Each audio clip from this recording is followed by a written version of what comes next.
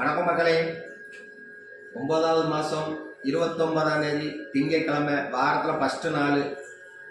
மக்களே, நம்ம விஜய் அவர்கள் கரூரில் ஒரு மீட்டிங் ஒன்று நடத்தினார். அதில் விஜய் அவர்கள் 7:35க்கு அந்த மீட்டிங்க்கு போயிருக்காப்புல. சரியான கூட்டத்தில் நெரிசல் ஏற்பட்டிருக்கு. நெரிசல் ஏற்பட்டதுனால என்ன ஆகுச்சுன்னா, மூச்சு திணறல் ஏறி இருக்கு. ஏறினோடனே 81 பேருக்கு கொஞ்சம் இதாக இருக்கு. அதில் 40 பேர் இறந்து போயிருக்காங்க.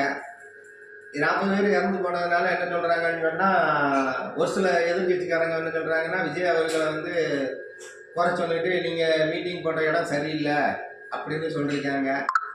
விஜய் அவர்களோட தொண்டர்கள் கரூரில் வேறு இடத்துல கேட்டிருக்காங்க.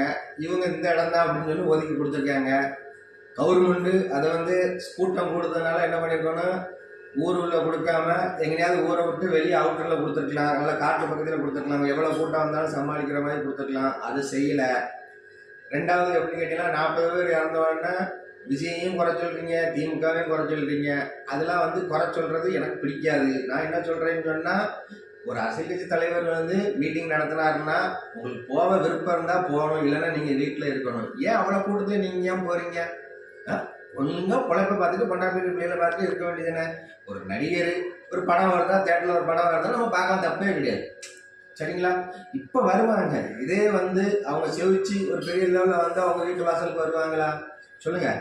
இதே நம்ம தமிழ்நாட்டு முதலமைச்சர் ஐயா ஸ்டாலின் அவர்கள் அது என்ன கூட்டம், இந்த போரை விரிச்சுட்டு உட்கார்ந்துருப்பாங்களே அந்த கூட்டம்.